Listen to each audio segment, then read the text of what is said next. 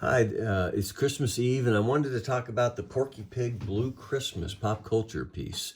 Pop culture was taking off at this point, and wanted to do Porky Pig as with the song Blue Christmas, mainly because I love that Blue Christmas version. I'm not even sure who sang it. I don't think it's Mel Blanc. I think it's a comedian. It could have been Robin Williams. I'm not even sure. I never researched it, but I just love that song. And I love the version where the lady is just cackling like all halfway through it. She starts laughing really out, and I just was laughing hysterically, and then I can't help I laugh along with her every time. We end up using the master version of that with that version just so just because it was so funny with her laugh. But so when I joined Gemmy, we had the Scooby-Doo license, and Scooby-Doo did very well. Most of them were plush type of pieces.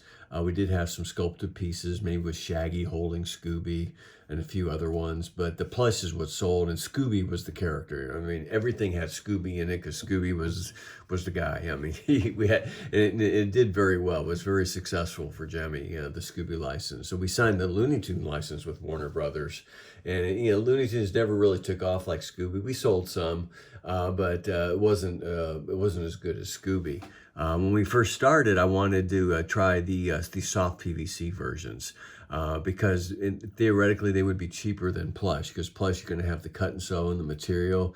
Here you're going to have a little bit of a mold cost for the skins, but in the long run it would be cheaper.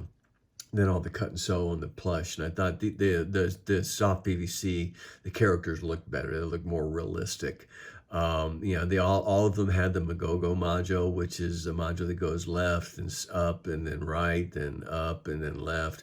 It's called Magogo because there was one of the first animated plush items ever was the Magogo gorilla, and singing like hot, hot, hot, hot, hot, or something like that. I'm not sure. I don't remember, but we named it after that item because it was a very popular module. It's in the late 90s, early 2000s, the Magogo was the most popular module anybody used. So these characters, we did it in Everyday and in Christmas. It was like Tweety and Taz were always the best two characters, but we also did Bugs Bunny, Daffy Duck, and in this series we did Foghorn Leghorn, Yosemite Sam, and maybe a few others. I'm not sure, but didn't really take up. These all probably just would have had sayings. Maybe the Bugs had Two Front Teeth song, but which I'm sure you're familiar with. But for the most part, for the Christmas and the everyday ones, I think they were just mostly sayings. We had access to the whole library of from Looney Tunes, so we could find plenty of sayings for each of the characters. But over to the pop culture again. Pop culture was taking off at this point. I loved the song. Thought we'd try. We thought we'd try Porky Pig, and you see the different iterations of it here. So we first started with singing Blue Christmas, put him in a blue outfit, with not a full outfit. That didn't look that great. So let's switch it to red.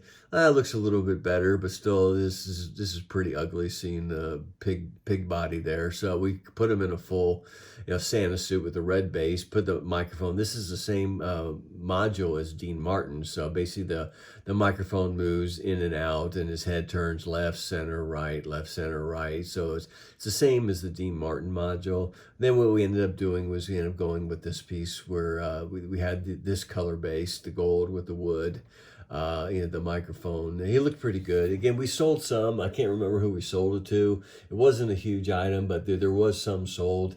I don't have a video of it, so you can go on YouTube and find the video. Probably several videos of him singing the Blue Christmas song. So that's kind of the story of the Porky Pig Blue Christmas pop culture piece. Kind of a small part of the pop culture, but it's actually one of my favorite ones. Thanks.